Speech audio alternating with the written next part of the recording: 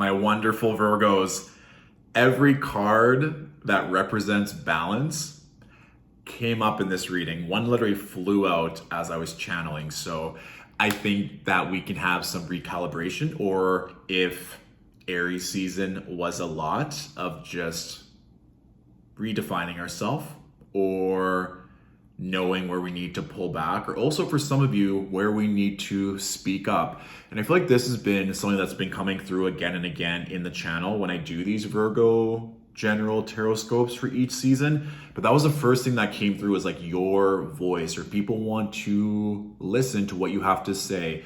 And it can be anything. It can literally just be you talking while you're doing your skincare regime when you want to have that on like a TikTok or social media. Or for some of you, there was energy. Remember in Hercules, in the Disney cartoon version, where the one guy opens his trench coat, it's like, do you want a sundial? And there's all these options. Like, people want to know what you have to offer. If you have multiple services or products or new inventory or new courses, whatever that is, like, people are tuned in and tapped into what you are offering. And so don't be shy or don't be modest. And it's almost like you can do the work, sending out that email or promoting or making those correspondence or negotiations happen, and then rest, like just trusting that once you put it out there, that you don't need to keep working or being in your head or stressing about it. Like, how are they perceiving it? Am I good enough? Put it out there and then rest. Because like we said, balance is kind of coming through again and again. And the one good thing is there's a lot of activations happening for fixed signs. We had a lot of cardinal energy happen at the end of Aries season, especially with that Libra full moon, which we'll get to because I think some of you had some major shifts happen. But with Virgo being a mutable sign, you guys are kind of in the clear in terms of not a lot plaguing you or being frictional with what's going on. So I do think that especially the fixed sign angels are going to be looking to you for counsel, for support, for advice. And that can go either way in terms of maybe overwhelming or wanting to be of service to helping them, where you can maybe use your voice to assert boundaries. But also too, if you're in a position where that can be beneficial for you or equal and opposite energy exchange, then that's something that I would recommend as well. So using your voice to your advantage in every way, shape, or form. And also when I was channeling, there was like a breeze going across my knees. And so for some of you that maybe have arthritis or bad knees, or you've just been going a lot, I would definitely get those looked at in terms of maybe some physio, some acupuncture, some massage therapy, but also too just going for walks and seeing what that is. I feel like sometimes too, it's like paralysis by analysis. Virgos are so in their head that just going for walks or moving your body or getting grounded and giving support and gratitude to your legs, especially your knees, would be advantageous.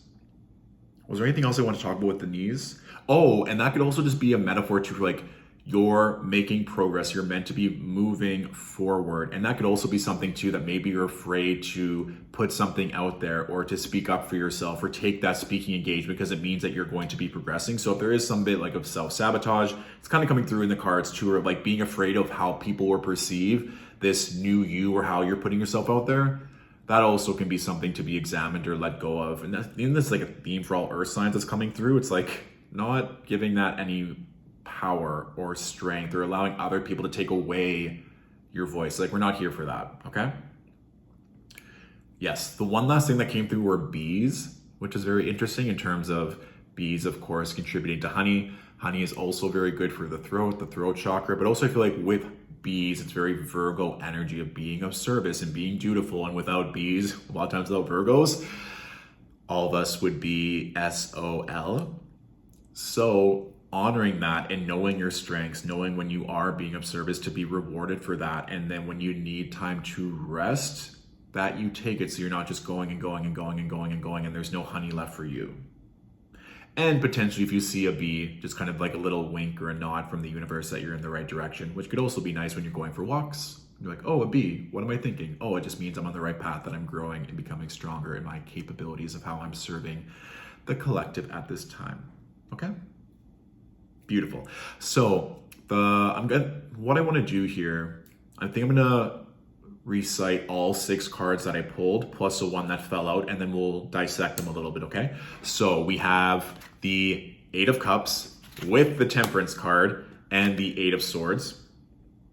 And then we also have the Justice card with the Seven of Wands and the Five of Wands. And then the card that flew out, Six of Pentacles. So like I said, if we're talking about balance, all these cards are very significant of that. The Six of Pentacles, Justice, and Temperance. So where are we not balanced right now? And that could also be in true Virgo fashion, just kind of going over all these things and seeing, okay, in work, how am I feeling here? In finances, in love, in my relationships, even just the balance of work and play. Really taking a moment to feel into that, because the eclipses, they're right around the corner, end of April, mid-May.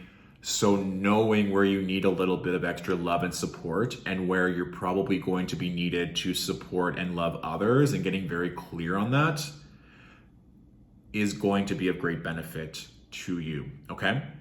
And something else I want to say as well, that we have the Temperance and Justice card here. So that's also very true for Sagittarius and Libra, the cards that signify that. So maybe if you are in a relationship with those signs, or maybe need to have a conversation with someone who is a Libra or a Sagittarius to make sure that things are just better aligned or clearer communication, potentially those signs can help you grow and expand, which is what I think as well, maybe allowing some more fun in. Both those signs are very social and can often bring a lot of ease and a lot of fun.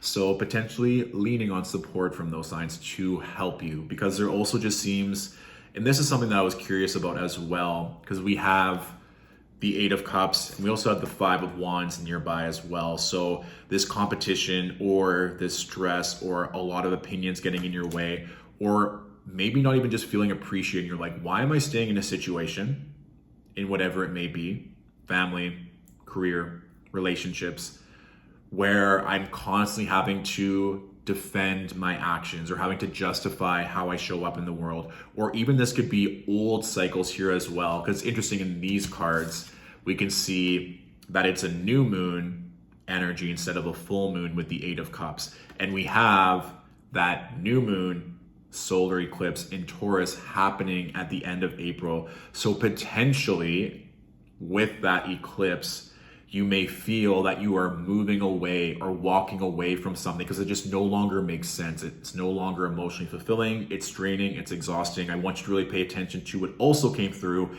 during the Libra full moon that we had at the end of Aries season, which was pretty emotionally intense for everyone as we ended Aries season and started Taurus season. So kind of using that Libra full moon and the Taurus new moon solar eclipse as bookends to being like, where am I not feeling comfortable? Where do I feel like I always have to work so much harder than I have to? Or where am I not able to use my voice to command and to create? And also too, something that's coming through as I look at that Eight of Cups and that kind of dark moon energy, or the black moon in the sky, where it's almost like, where do you just need to pause? Where do you need to just rest completely, like unplug altogether to see what's coming through? Because Virgos can sometimes have their mind going a mile a minute, that mutable earth, or wanting to fix or amend or create or serve in so many different capacities. But where do you just need a moment to unplug? Especially if you're a Virgo that has prominent Taurus or Scorpio placements or other fixed sign like Leo and Aquarius, you also just may be going through it as well and just needing a day, a weekend, maybe more than that, where you can just get away. That could also be this Eight of Cups, where maybe you're not leaving something permanently, but you just want to get away from the emotional intensity that you're currently facing, okay? And it just seems to me as well here with these wands, the Five and the Seven of Wands, like you're tired of having to defend yourself or explain yourself, or it's like, I just want to help you succeed. Help me help you. And so maybe attracting better friends or clients or a community that is celebrating you, where you don't have to feel like you're always having to show up a certain type of way or do certain type of things to get that validation and love. Maybe there is a better community, one where you can just show up, love, be loved, support, be supported. Remember this whole balancing energy. And I think for some of you as well, we talked about that paralysis by analysis, or just being in your head and feeling like you have to do so many things, or being very hyper conscious of how you're being perceived, of letting that go. A big thing with the Eight of Swords for me, that blindfolded figure, but if they were just to like move, moonwalk backwards or move forwards, they're not actually trapped. It's all internal. So I think that also could be why the little breeze around the knees of moving forward, of walking, of just getting grounded outside and just leaving the desk, leaving the screens, and just seeing what else is out there, so that we're not just consistently getting trapped in our own mind and then going over every little detail. Or that person said this one thing, or this person gave me a look at that meeting. It's like, no. I think for some of you as well, you're just meant to stand on your own, or like doing an income stream or having something where it's just your creative process where you don't need other people's thoughts or opinions. It's like, I've had enough of everyone. Like, enough. I'm done answering to you. It's kind of like that moment in Sex and the City where they're all questioning her decision to go to Paris. And like, what about this? What about this? She's like, enough. I've answered all your questions. This is what's happening. It's kind of like that, where it's like this overwhelm of having to just be perfect or answer everything or make sure everyone else is okay. It's like, how about we do something for ourselves? Yes. And the bottom card here as well, Virgos, we have the High Priestess, which is really nice. Because I feel like sometimes when we're in these moments of transition or putting ourselves out there or knowing that there's this imminent expansion, there can be doubt or fear of what if this, what if that. And with the High Priestess on the bottom of the deck, it's like, don't forget that you're so divinely protected right now. And if you're operating from a place of love and servitude, there truly is nothing to worry about. It's like, you can't, no matter how powerful someone thinks that they are or what they can do over us, when you're serving the universe, when you're serving God, when you're serving a higher purpose, you're always going to succeed. Period. And maybe even leaning back on your spiritual practice or your faith or your religion a little bit more, of just knowing how divinely protected you are. And if it seems stressful in this moment, knowing that you can call upon your guides, your angels, your ancestors, even just asking for support from your family or from your network. I think there's also a lesson in that as well, that you're not in this by yourself, either in a physical or a metaphysical sense, okay? And I just love when the High Priestess is in any aspect of a reading, because it just shows protection, period. Protecting your energy. And that even goes back to the note of like, maybe just unplug and come back to yourself and knowing what it feels like to be safe in your body.